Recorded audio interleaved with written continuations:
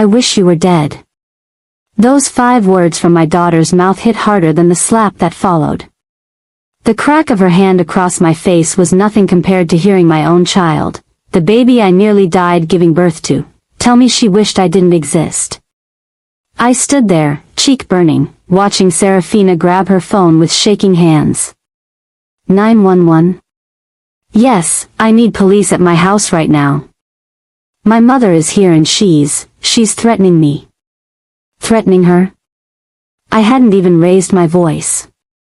I was just standing in her living room, holding the evidence I'd found hidden in her closet, evidence that would explain everything about her bizarre behavior over the past year. But as I watched my daughter lie to the dispatcher, describing me like I was some dangerous stranger instead of the woman who sacrificed everything for her, I realized something horrifying. The child I'd raised, the daughter I'd loved unconditionally for 34 years, was gone.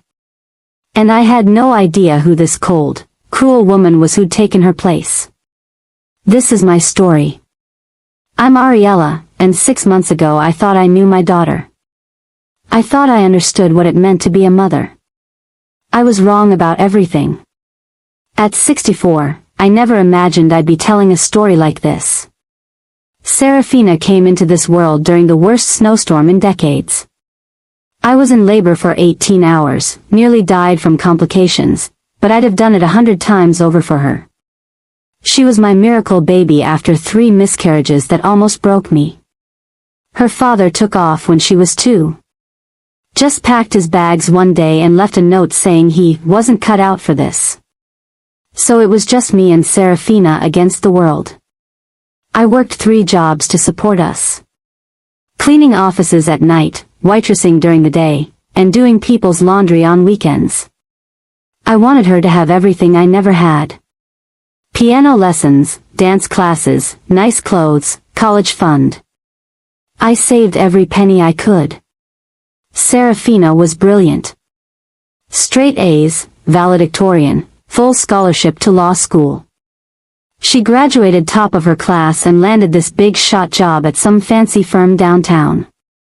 Bought herself a beautiful house, drove a luxury car, finally living the life I always dreamed she'd have. I was so proud of her. My baby had made it. But about a year ago, something changed. It started with little things. She'd cancel our Sunday dinners. Something came up at work, "Mom, I'm too tired today. Maybe next week." Next week never came. When I'd call, she seemed distracted. Annoyed, even. Like talking to her own mother was some kind of burden.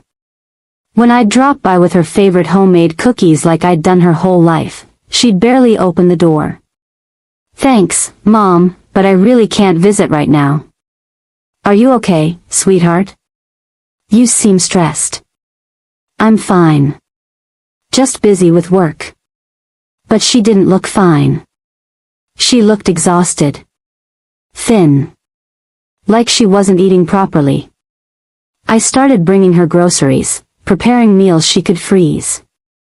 Basic mother stuff. But even that seemed to irritate her. "Mom, I can take care of myself." "I know, honey. I just worry about you working such long hours." "You don't need to worry about me." But I did worry. That's what mothers do. Then her behavior got really strange. She started acting paranoid. Always looking over her shoulder. Wearing sunglasses indoors. Paying for everything in cash instead of her credit cards. When I asked about it, she snapped at me. "It's none of your business how I pay for things." I was just asking. Well, don't ask. The daughter who used to tell me everything was suddenly treating me like a stranger. Then I caught her in lies. She said she was working late when I drove by her office and saw it was completely dark. She claimed she was sick when I spotted her at the mall looking perfectly healthy. She told me she was out of town for work when her neighbor mentioned seeing her home all week. Every time I tried to bring it up, she'd get defensive. "Seraphina, honey, is everything okay? You seem..." "I seem what?" Different. Distant.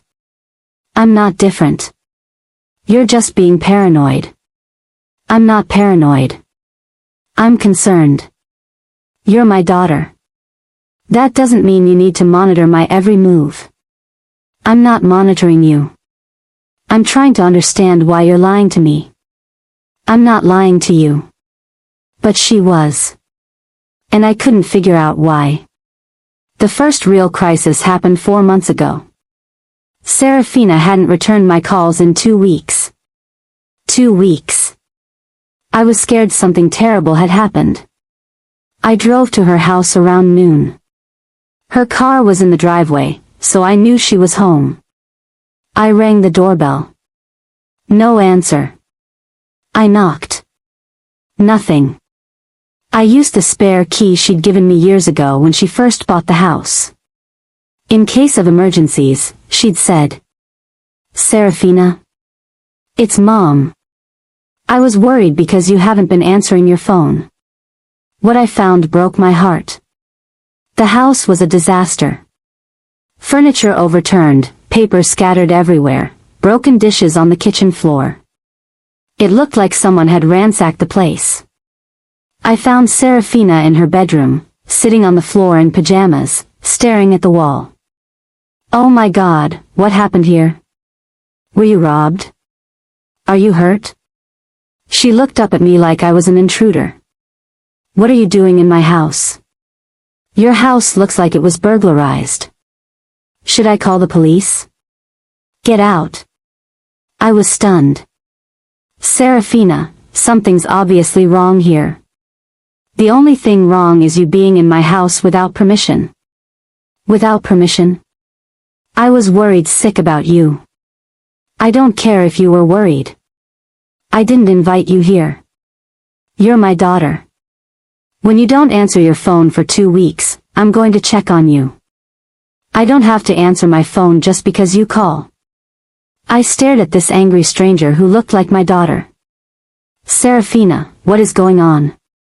This isn't like you. You don't know what I'm like anymore. Of course I know you. I'm your mother. That doesn't give you the right to break into my house. I didn't break in. I used the key you gave me. For emergencies. This is an emergency. Look at this place. She stood up, her face twisted with rage. The emergency is you. You need to get out and leave me alone. Not until you tell me what happened here. That's when she picked up her phone and dialed 911. I need to report a break-in. My mother is in my house refusing to leave. I couldn't believe what I was hearing. My own daughter was calling the police on me. The officers who arrived looked as confused as I felt. They saw the destroyed house, saw me standing there in shock, and clearly didn't understand what was happening. Ma'am, one officer said to me, your daughter is asking you to leave her property. Officer, look around. Something's clearly wrong here. I'm worried about her well-being. I'm fine, Seraphina said coldly. I just want my mother to leave me alone. Ma'am, the officer said to me gently, even if you're concerned, if she's asking you to leave, you need to respect that. I left that day humiliated and heartbroken. My own child had treated me like a criminal. Over the next few months, I tried everything to repair our relationship. I sent cards, flowers, her favorite chocolates. I called her office, but her assistant always said she was unavailable. I left voicemails that were never returned.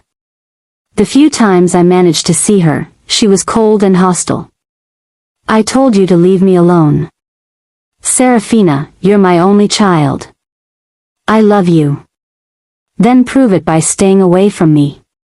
That's not love. That's abandonment. Call it whatever you want. I don't want you in my life. Those words cut deeper than any knife. After everything I'd sacrificed, everything I'd given up, my daughter didn't want me in her life. I started noticing other strange things. Her car would be gone for days at a time. Mail piling up at her house. The grass not being cut. When I did catch glimpses of her, she looked terrible. Skinny, pale, dark circles under her eyes. My daughter was falling apart, and she wouldn't let me help her. Last week, I decided I couldn't take it anymore. I called her office and told them there was a family emergency and Seraphina needed to come home right away. When she rushed home panicked, I was waiting on her doorstep. Mom? What's the emergency? What happened? You happened, Seraphina. Look at yourself. Her face went from concern to fury in seconds. You lied to my office? You won't talk to me any other way. Because I don't want to talk to you. Well, that's too bad. You're my daughter, and I'm not going anywhere until you tell me what's wrong. What's wrong is that I have a mother who won't leave me alone. I'm trying to help you. I don't want your help. You're clearly having some kind of breakdown. The only breakdown I'm having is because of you. That's when I lost it. After everything I've done for you? After working 3 jobs to put you through school? After giving up my entire life to make sure you had everything you needed? I didn't ask you to give up your life. I did it because I love you. You did it to control me.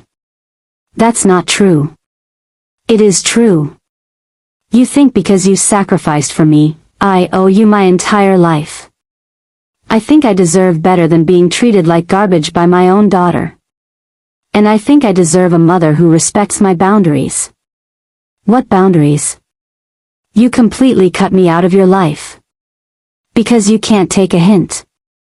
I was crying now. Seraphina, please. I just want my daughter back.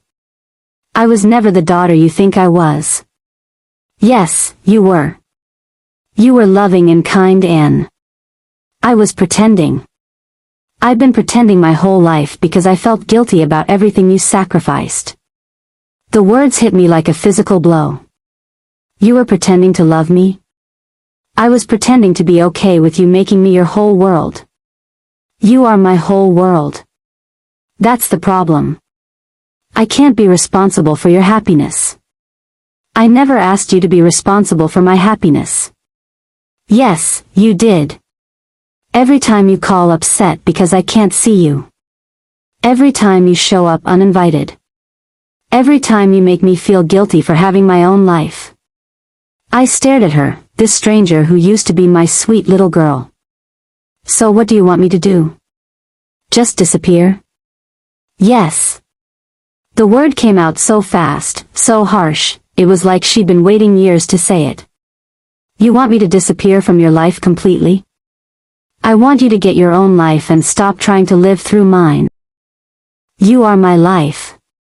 Then you need to get a new life. I felt something break inside me. Fine. But I want to know what you're hiding first. I'm not hiding anything. You're lying. You've been lying for months. The paranoid behavior, the destroyed house, the way you flinch every time your phone rings. That's none of your business. Everything about you is my business. That's when I did something I probably shouldn't have done. I pushed past her into the house. Where do you think you're going? I'm going to find out what you're hiding. I started looking around. In her bedroom, I found men's clothes in her laundry basket. Clothes that were way too big to be hers. Whose clothes are these, Seraphina? They're mine. These are men's clothes. Are you living with someone? Is that why you don't want me around? Mom, stop going through my things. I opened her closet and found a box hidden behind her winter coats. Inside were documents. IDs with different names on them, all with Seraphina's picture. What the hell is this? She went completely white. Put that back. Are these fake IDs? Are you involved in something illegal? Mom, please, just put them back. Is this why you've been so secretive? Are you in trouble with the law? You don't understand. Then explain it to me. I can't. Why not? Because it's none of your damn business. That's when I said something I shouldn't have said. Everything about my daughter is my business. I didn't work 3 jobs and sacrifice my entire life to raise a criminal. The slap came so fast I didn't see it coming. My head snapped to the side, my cheek exploding in pain. I stood there, touching my burning face, staring at my daughter in shock. Did you just hit me? Get out.